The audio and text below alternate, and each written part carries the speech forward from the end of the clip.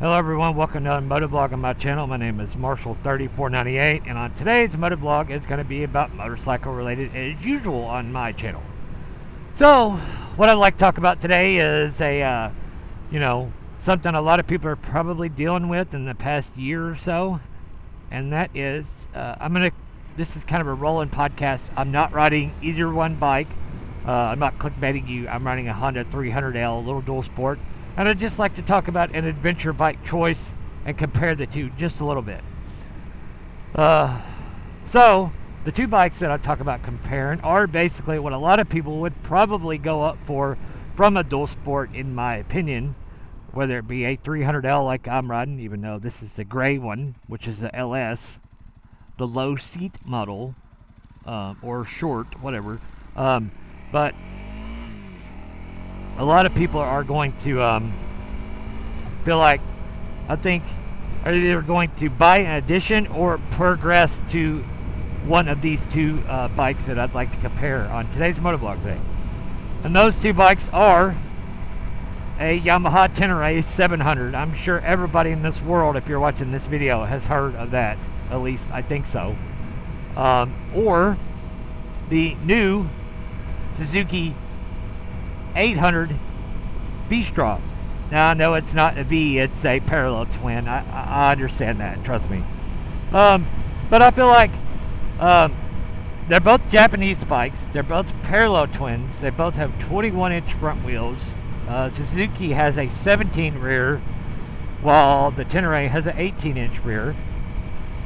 But they're both, kind of close on the power. I believe the Yamaha makes like 73-ish, and the Suzuki makes like mid 90 or high 80s, something like that. So the power is fairly similar.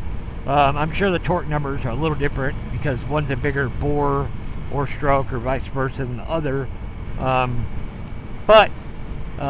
they're both really close in brand new price if you don't buy like any dealer add-on accessory, like a model they both put boxes on or whatever. So like if it's just like the base model with no dealer option add-on at the dealer, Tenere's 10.5-ish before any fees or taxes or any of that stuff. Strom is 11.3, I think. So they're roughly within $1,000 of each other, so that's close. The Strom does pay a weight penalty of about 50 pounds, give or take. It's barely over 500 in stock form, and the Yamaha is like 452. So the Yamaha is a little lighter. The Yamaha has right at 8 inches or 200 millimeters, I believe it is. Can't remember all that stuff and trying to ride, guys. Sorry, look at what I'm riding in. But,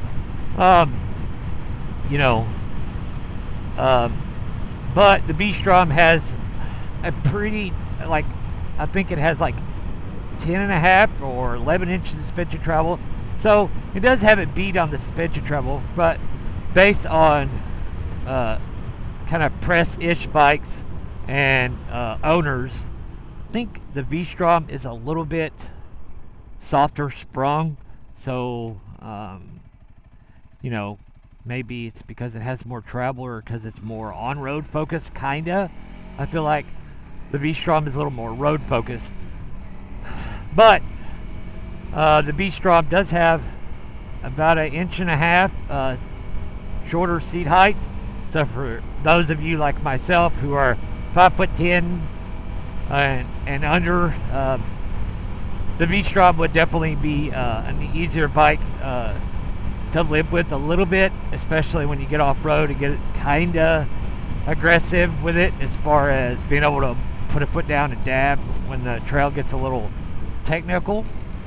But the Yamaha has, it's right at a 35-inch seat height, so it's kind of tall, and the bike's kind of at the front of the seat, it's kind of wide, and the tank's up high and it's kind of sloped. So even like Ian from Big Moto, that I value his opinion, even though the Tenere he had was his own bike. So if those of you who haven't watched his channel, Ian Big Rock Moto, I'll put it in the description. It's a real great kind of unpressed bike-ish related channel. He doesn't do smoke and mirror reviews, even when he does get pressed bikes. He's been riding and doing this ADV thing for several years now, and I value his opinion. Great channel, great guy too. But you know, it's a like someone like 5'10", to give you for instance of what I'm talking about on the seat height.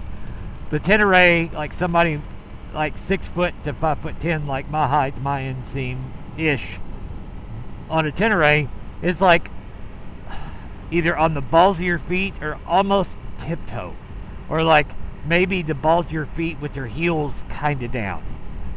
Well, like the V-Strom, it, you know, like more like 32.5 inches. It's like an inch and a half difference. That's quite a bit when it comes to a, you know, a middleweight adventure bike that you're gonna put add-on stuff to add more weight. You're gonna put luggage on, even just 20 or 30 pounds, even if you pack light to go on a, you know, a BDR trip, or even if you're doing hoteling, you're still gonna have tools and, you know, different kind of riding gear layers and clothes, and even if you go minimum, you're probably taking 15, 20 pounds with you pretty easy, because a lot of people tend to overpack. Because, you know, for that what if scenario, you know, where they carry 10 pounds of tools and they never touch one of them. But, you know, when you go and do some of those rides, you might be on your own. So that might keep that in the back of your mind, you know, that if something weird happens, you're good. But, you know, there's so much stuff to consider too.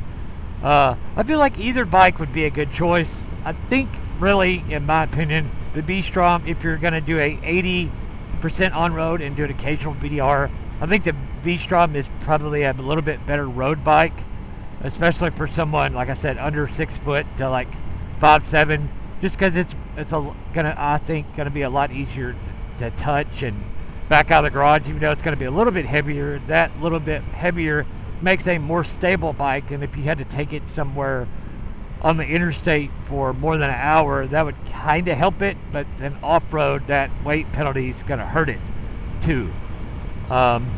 You know, the Tenere, I feel like, is a better 50-50 bike. It's more kind of like a 70-30 really, where it's, or maybe like a 50-50, I don't know. The Tenere is probably a better off-road bike, but the street bike, you know, thing, it kind of gets hurt, and off-road because of the seat height thing. So I don't think you can go wrong with either one. You know, if you want the Tenere and like the looks of the Tenere for its simplistic, and you're a Yamaha fan and don't get a Suzuki, I thought that myself, trust me. Then, you know, if you don't care about, you know, maybe putting a low seat on it and a lower link and dropping the front forks, you can only drop the front forks like 15 millimeters, just because the taper at the bottom of the forks, in case you didn't know that. And then, but, you know, if you're going to ride just kind of on gravel and just chill at 25, 30 miles an hour, I don't think that, you know, losing maybe an inch of suspension travel is going to hurt it that much. If it helps you and gives you more confidence when you're going to have to put a foot down or catch the bike, then so be it. It's your bike, it's your money, it's your ride, whatever. I don't think you should worry about that. Or you can just learn to, you know, slide a foot off. But, you know, that's a skill you could learn to overcome with practice, and just put a low seat on it and leave the suspension alone, sure.